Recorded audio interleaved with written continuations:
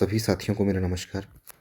आज की जो क्लास है उसको हम स्टार्ट कर रहे हैं और आज का जो टॉपिक है वो है चार्ल्स लैम्ब।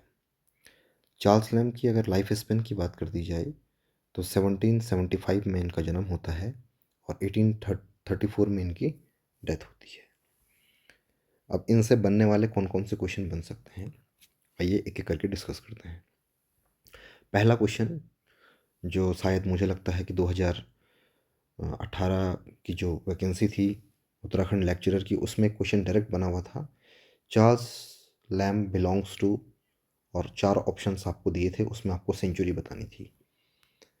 तो उसी क्वेश्चन को यहाँ पर पहले पॉइंट के तौर पे हमने शामिल किया है और वो ये है कि he belongs to 19th century.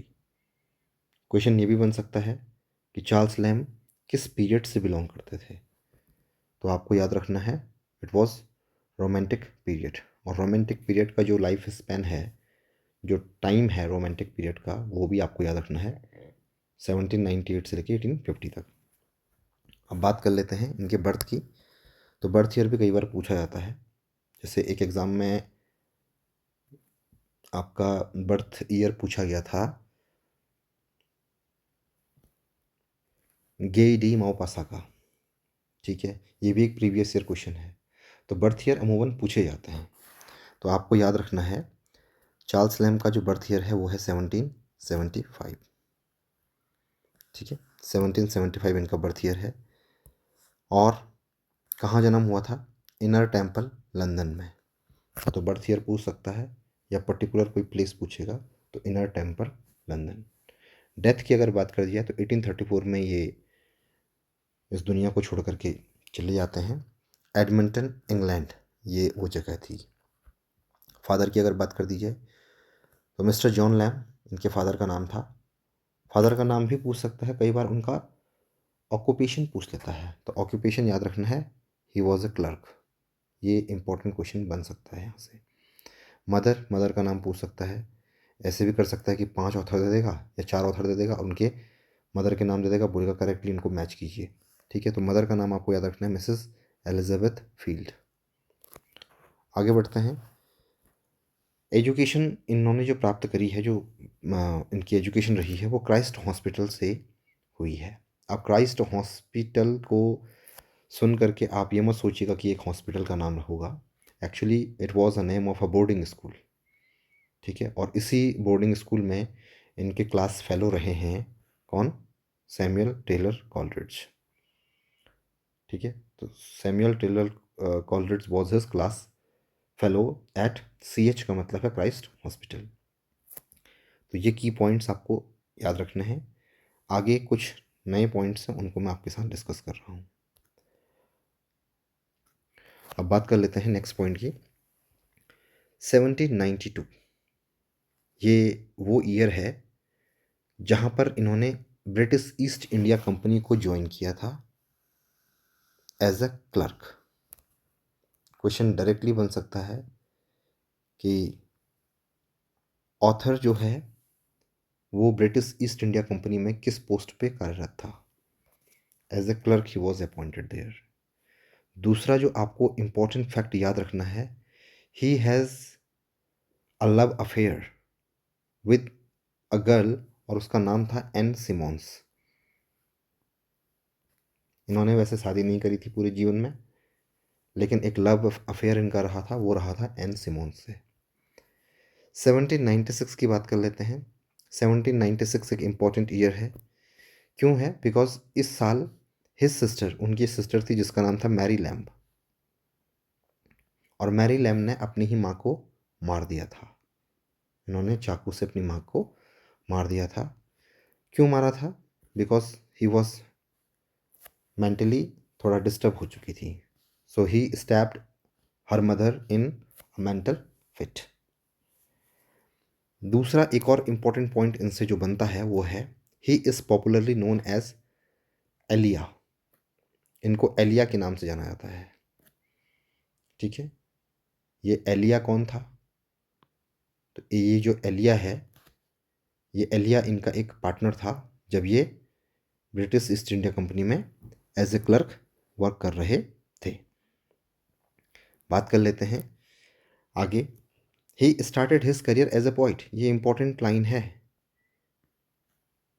एक बार ऐसा ही क्वेश्चन बना था और थॉमस हार्डी से बना था कि थॉमस हार्डी ने अपना करियर कैसे स्टार्ट किया था। तो याद रखना है, पहले वो एक पोइट रहे हैं, देन एक नॉवलिस्ट रहे हैं, उसके बाद वो फिर से पोइट बन जाते हैं।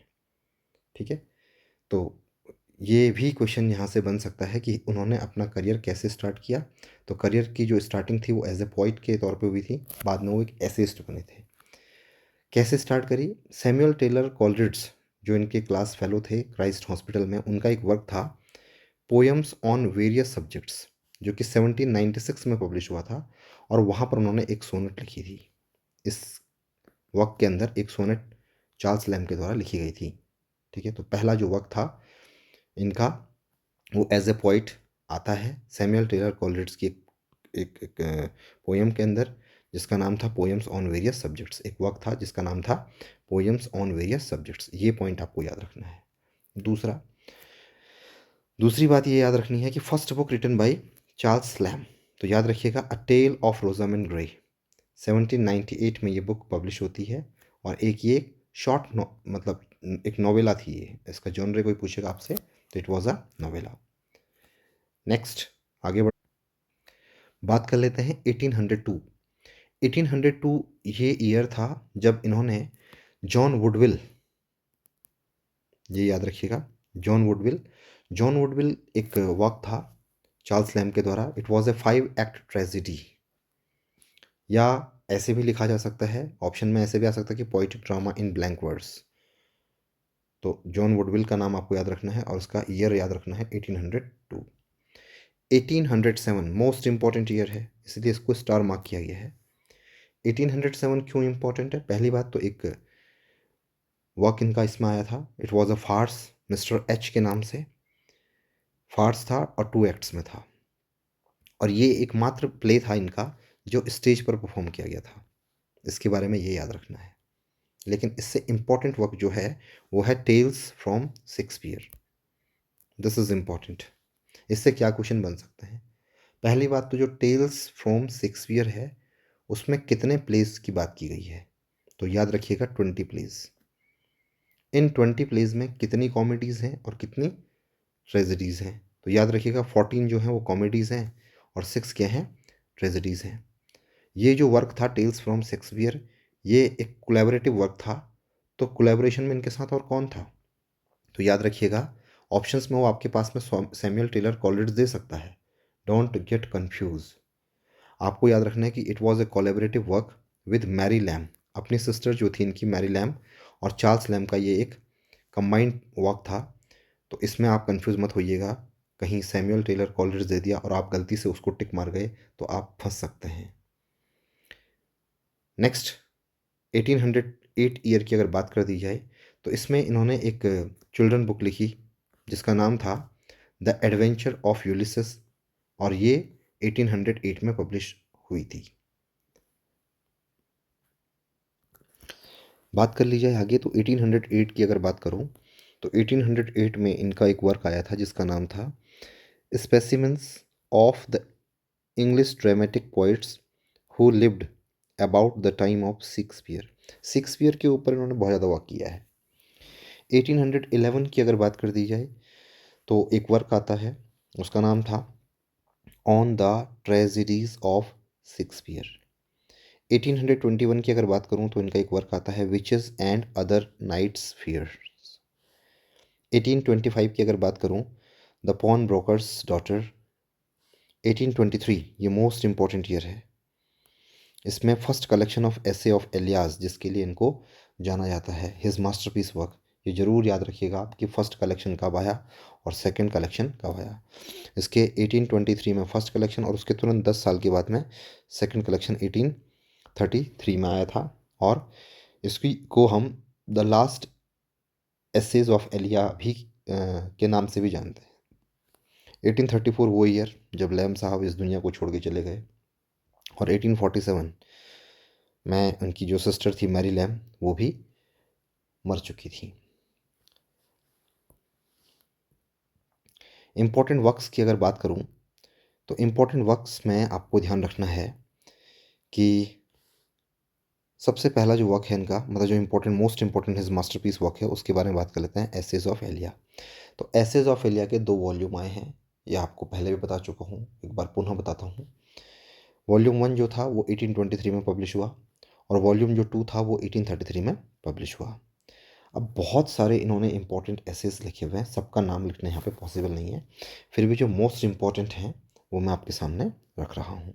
तो एसेज ऑफ एलिया में जो बात याद रखिएगा, इसमें क्वेश्चन बन सकता है कि फर्स्ट ऐसे कौन सा था। फर्स्ट ऐसे जो है इनका वो था द साउथ सी हाउस।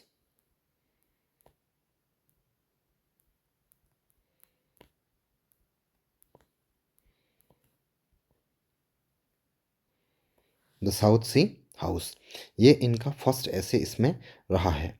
तो ये 14 नाम मैंने नीचे लिखे हैं, और ये 15th जो है द साउथ सी ऐसे, ये आपको ज़रूर से ज़रूर याद रखना है, क्योंकि ये 1820 में लिखा गया था, और ये इनका इम्पोर्टेंट वर्क था, जो फर्स्ट ऐसे है किसका, किस कलेक्शन का, फर्स्ट वॉल्यूम जो 1823 में आता है, एसेज ऑफ एलिया का। इसके अंदर और अदर जो इम्पोर्टेंट एसेज हैं वो कौन कौन से हैं, एक एक करके देख लेते हैं। सबसे पहला जो आपको पढ़ना चाहिए वो है ड्रीम चिल्ड्रन, जरूर इसको पढ़िएगा, इससे क्वेश्चंस बनेंगे। अगला है my relations, old china, the new year's eve, Valentine's day, Oxford in vacation, ये इंपॉर्टेंट है, इसको जरूर पढ़िएगा, all fools day, captain Jackson, the South Sea House, most important. ठीक है, इससे क्वेश्चन यही बनेगा डायरेक्टली कि फर्स्ट ऐसे कौन सा है और कब ये पब्लिश, मतलब when it was written, 1820। Christ Hospital in the vacation, ये भी बहुत इंपॉर्टेंट है। Bachelor's complaint, in the praise of chimney sweeper, this is one of the most important essay, go through it please. Imperfect sympathies and modern gallantry, तो ये कुछ important इनके S हैं जो कि फर्स्ट वॉल्यूम में आए थे। आगे बढ़ते हैं। तो एक पॉइंट आपको याद रखना है, Lamb is called the prince of English essays, और ये जो टाइटल है इनको, इसको देने वाले हैं ह्यू वॉकर साहब।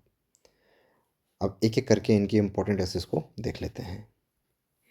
इंपॉर्टेंट पॉइंट्स की अगर मैं बात करूं तो सबसे पहला जो पॉइंट है वो ये है, हिज ऐसे द साउथ सी हाउस, जो कि 1820 में लिखा गया था, ये स्टार्ट होता है, it begins with description of the building of South Sea House. एक इम्पॉर्टेंट पॉइंट इससे ये बनता है। दूसरा जो इम्पोर्टेंट पॉइंट है वो ये है, जो इनका एक वर्क है, इनका एक ऐसे है, Christ Hospital in the vacation. ये जो वर्क है, it is considered as the most autobiographical essay of Lamb. This is one of the most important point, direct question exam में बना है। Lamb doesn't like the abolition of holidays in his essay, और ऐसे का नाम आपको याद रखना है ऑक्सफोर्ड इन द वेकेशन। यहाँ पे वेकेशन की स्पेलिंग थोड़ा मिस्टेक हो गई है, सॉरी फॉर दैट। तो लैम्ब स्कूलों में जो ये छुट्टियां होती हैं उनको रोकने के बिल्कुल खिलाफ होते हैं। He likes holidays as he was a calendar during his school days. क्यों कैलेंडर क्यों कहा जाता था उनको स्कूल डेज के दौरान? Because he has learn all the holidays. अमूमन आज भी ये होता है, हमको भी सबसे पहले छुट्टियां ही चाहिए होती हैं, तो हम भी छुट्टियों को सबसे पहले याद करके रखते हैं किस डेट पे कौन सी छुट्टी आ रही है। तो यही काम कुछ लैम साहब भी किया करते थे। ऑक्सफोर्ड इन वेकेशन में वो तमाम सारी ये बातें कहते हैं। ये आपको याद रखना है कि किस ऐसे में वो ये बात कहते हैं, तो याद रखिएगा Oxford in the vacation. Next जो इनके बारे में इंपॉर्टेंट पॉइंट है वो ये है, the old and new school master, ये इनका एक वर्क है, और इसमें वो बताते हैं, he depicts himself as one who lacks knowledge of history, geography and science. ये 3 सब्जेक्ट्स का नाम वो पूछ सकता है कि किस किस सब्जेक्ट्स का नॉलेज की उनमें कमी थी। तो हिस्ट्री, ज्योग्राफी एंड साइंस। इसी वर्क के अंदर he reveals the pathetic condition of school master, and he says that old school masters believe that the knowledge of grammar is necessary for literature। तो ये आपको ज़रूर याद रखना है कि किस वर्क में स्कूल मास्टर बिलीव करते हैं कि knowledge of grammar is important, is very necessary for the literature. तो ये पॉइंट आपको the old and new school master से याद रखना है। तो बात कर लेते हैं नेक्स्ट वर्क की, वो है उनका ड्रीम चिल्ड्रन। रेवरे, इसका फुल टाइटल पूछ देता कई बार कि इसका आगे क्या है। ड्रीम चिल्ड्रन और ब्लैंक स्पेस करके दे देगा आपको कि आगे क्या है।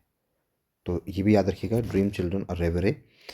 और ये जो वर्क था, इसमें जो इम्पोर्टेंट कैरेक्टर्स हैं, जो अक्सर कैरेक्टर से ही इसमें क्वेश्चन बनते हैं, वो बनता है मिसेस फील्ड। एक कैरेक्टर है मिसेस फील्ड, जो कैरेक्टर है वो उनकी ग्रैंड मदर है। और ये माना जाता है कि वो बेस्ट डांसर है उस एरिया की जहाँ पर वो रहती थी। तो ये भी पूछा जा सकता है कि वो क्या थी उसमें। She was considered as best dancer. नाम है मिसेस फील्ड। उनके ब्रदर का नाम पूछ सकता है, ब्रदर का नाम है जॉन लैम्ब। ठीक है, जॉन लैम्ब इनके भाई हैं, और जैसे ही इनके ब्रदर की डेथ होती है उसके बाद ये इसको लिखना शुरू करते हैं। ये भी आपको याद रखना है। आगे अगर बात करूँ तो मिसेस फील्ड के बारे में बात कर लेते हैं। She was a housekeeper in Norfolk. Norfolk ये एक जगह का नाम बताया गया है इसमें। और एक घर में ये हाउस कीपर होती हैं। और वो घर जो होता है वो किसका होता है, हाउस ओनर का नाम भी पूछ सकता है। रॉबिन रेडब्रेस्ट, ये उसका नाम है। इसी ऐसे के अंदर वो दो इमेजनरी चिल्ड्रन की बात करते हैं। वो इमेजिनरी चिल्ड्रन कौन कौन से होते हैं देख लेते हैं। एक है एलिस और एक है जॉन। एलिस जो है वो डॉटर है, और जॉन जो है वो सन है। और एलिस के बारे में बताया जाता है कि इसकी बहुत सारी क्वालिटीज़ हैं जो उसकी माँ से मिलती हैं। ठीक है, और इसमें नरेटर जो है वो जेम्स एलिया है। ये भी याद रखिएगा, जो नरेटर है, नरेटर का नाम पूछ सकते हैं, जेम्स एलिया। और इसके अंदर वो टोटली क्या चीज़ प्रेजेंट करते हैं, तो he tells the facts of his family life, कि दादी का क्या रोल था, भाई कैसा था, और दो बच्चे जो थे। मतलब फैमिली कंडीशन को ये उसमें अपनी शो करते हैं। नेक्स्ट वर्क की अगर बात कर दी जाए तो वो है अ बैचलर्स कंप्लेंट। ये एक तरीके से पर्सनल ऐसे है उनका। और इसमें वो क्या डिस्क्राइब करते हैं, he describes the insults and humiliations faced by a bachelor with the married people. जब भी कोई बैचलर किसी मैरिड पीपल के ग्रुप्स में जाता है तो जिस तरीके से उसका मजाक बनाया जाता है, जो अपमान उसको सहना पड़ता है, उसी तमाम अनुभव को उन्होंने इसमें साझा किया है। और वो स्ट्रांगली अपोज करते हैं द ह्यूमिलिएटिंग नेचर और behaviour of the married people. इसमें कुछ इंपॉर्टेंट लाइंस आती हैं, वो आपको याद रखनी है। पहला है इसमें, love me love my dog. ये एक इम्पॉर्टेंट लाइन है, किससे लिया गया है, बैचलर्स कंप्लेंट। दूसरा ये आ सकता है, the young children are like arrows. This is one of the important line which is from a bachelor complaint, कि जो यंग चिल्ड्रन हैं, जो छोटे बच्चे हैं, वो किसी तीर के समान होते हैं। ठीक है, उनका जो कंपैरिजन किया गया वो एरोज से किया गया है। और आगे वो कहता है कि happy is the man that hath his quiver full of arrows, जिसको देम लिखता है वहाँ पे। तो क्विवर का मतलब होता है तरकश। इसका मतलब होता है तरकस, कि आदमी खुश वो है जिसके तरकस में क्या है, खूब सारे तीर हैं। ठीक है, नेक्स्ट अगर वर्क की बात कीजिए कर दी जाए तो वो है पुअर रिलेशंस। और पुअर रिलेशंस नाम से ही जैसे हम समझ पाते हैं कि इसकी जो थीम है वो disadvantage of a poor relationship की ये बात यहाँ पे करते हैं। वो पुअर रिलेशंस को एक तरीके से अप्लाई इन योर ऑनमेंट, मतलब कि कबाब में हड्डी जिसको हम कह सकते हैं, ऐसा वो मानते हैं। हेल इन हार्वेस्ट, इन दो फ्रेजेस से हम इसको कंपेयर करते हैं, और इनका मेंशन भी उन्होंने उस ऐसे में किया हुआ है। ठीक है, आगे इसमें अगर देखा जाए तो वो एक इम्पॉर्टेंट लाइन वो लिखते हैं, there is a worse evil evil under the sun, कि एक बहुत बड़ी घटिया किस्म की बुराई है जो सूरज भी सूरज से भी नहीं छिप पाई है। और वो क्या है, दैट इज़ फीमेल रिलेशंस। तो किसी महिला के साथ जो हमारे रिलेशंस होते हैं, और जब वो रिश्ते अच्छे मोड़ पे ख़त्म नहीं होते हैं या अच्छे मोड़ पे नहीं चल रहे होते हैं, तो उसी को हम अमूमन पुअर रिलेशंस कहते हैं। और लैम साहब के जीवन में हमेशा से एक महिला की कमी जो रही है, वो इस ऐसे के माध्यम से वो पब्लिक को बताते हैं। अब बात कर लेते हैं नेक्स्ट की, वो है in praise of chimney sweepers. तो in praise of chimney sweepers जो एक इनका ऐसे है, उसमें जेम्स वाइट नाम का एक शख्स है जो कि इनका जिसको कि अपना फ्रेंड बताते हैं। And he is very careful for chimney sweepers, ये उसमें मेंशन किया गया है। और काफ़ी सारे फ्रेजेस ये चिमनी स्वीपर्स के लिए यूज़ करते हैं, जैसे कि dim specs, innocent blackness, poor blot, Martin lakhs. तो ये अमूमन एग्ज़ाम्स में पूछे गए क्वेश्चंस हैं कि which phrase is used in which work, तो ये आपको पता होने चाहिए। ओल्ड चाइना अगला वर्क है। ओल्ड चाइना से क्वेश्चन कैसे बन सकता है कि जो उनकी सिस्टर थी जिसका नाम मैरी लैम था, इनको ये एक नाम से पुकारते हैं, वो है ब्रिजिट। तो ब्रिजिट एज ए कज़न उनको ये अपना कंसिडर करते हैं वहाँ पे। और इसकी जो ओपनिंग लाइंस हैं ये भी एग्ज़ाम में पूछी जाती हैं। आई have an almost feminine partiality for old China. तो ये इसकी ओपनिंग लाइन है, ज़रूर इसको याद रखिएगा। I have an almost feminine partiality for old china. इसके अलावा this work is considered as a successful attempt to defend poverty. Poverty को ये एक तरीके से यहाँ पे डिफेंड करते हुए नज़र आते हैं। नेक्स्ट वर्क की अगर बात कर दी जाए तो वो है न्यू ईयर्स ईव। और न्यू ईयर्स ईव की जो ओपनिंग लाइन है वही बहुत इंपॉर्टेंट लाइन है, जिसमें कहा जाता है कि every man has two birthdays. हर किसी आदमी के 2 बर्थडे होते हैं इन एवरी ईयर, हर साल। कौन कौन से होते हैं? वन इज़ ओन, एक तो खुद इंसान का जो जन्मदिन होता है एक वो होता है, और दूसरा होता है न्यू ईयर का, अदर ऑफ न्यू ईयर। तो ये अच्छी लाइन है जो पूछी जा सकती है। अगला वर्क है इनका all fools day. All fools day जो इनका वर्क है, तो इसमें फुल डे यानी कि अप्रैल फूल की ये बात करते हैं। It starts with Lamb's wishes on April fools day, कि जो 1 अप्रैल को हम मनाते हैं अप्रैल फूल, उसके बारे में किस तरीके से लैम उसको विश करते हैं ये बताया गया है। He says that all people has some touch of foolishness. हर किसी इंसान के अंदर मूर्खता का कोई ना कोई टच जरूर होता है, ऐसा लैम्ब इसमें कहते हैं। और यहाँ पर वो अप्रैल फूल के सेलिब्रेशन के लिए एम्पेडोकल्स को क्या करते हैं, पुकारते हैं। और ये एम्पेडोकल्स क्या है? माउंट एटना के मुंह में गिर गया था एक बार जब ये ज्वालामुखी को देखने के लिए गया था। तो ये इनका इस वर्क में मेंशन किया गया है। नेक्स्ट वर्क की अगर बात कर दी जाए तो वो है द कॉन्वेलसेंट। कॉन्वल्सेंट मतलब क्या होता है? जो बीमारी से रिकवर होने की जो प्रोसेस होती है उसको कहते हैं कॉन्वल्सेंस। तो ये उनका एक पर्सनल एक्सपीरियंस है जब वो एक बीमार के तौर पे रहे हैं। अब इसमें वो कंपेयर करते हैं एक सिक मैन को किससे? एक मोनार्क से, और उसके बैट को एक किससे? थॉर्न से। तो वो कहते हैं कि जो सिक मैन होता है he has nothing to do with the outside world, कि दुनिया में क्या हो रहा है एक सिक मैन को उससे कोई मतलब नहीं होता है, because he is suffering from his own sufferings, कि वो अपनी खुद की ही कष्टों से सफ़र कर रहा होता है, तो उसको दुनिया के कष्टों से क्या मतलब। एक इंपॉर्टेंट लाइन जो इसमें आती है, to be sick is to enjoy monarchical prerogatives. मतलब कि अगर आप बीमार हैं तो आपको जो रॉयल राइट्स होते हैं उनको भी साथ ही साथ एंजॉय करना आना चाहिए। ये नहीं कि आप बीमार हैं तो आप सब चीज़ों को छोड़ दें। तो आज की क्लास में इतना ही। क्लास को ध्यानपूर्वक देखने के लिए धन्यवाद। Thank you.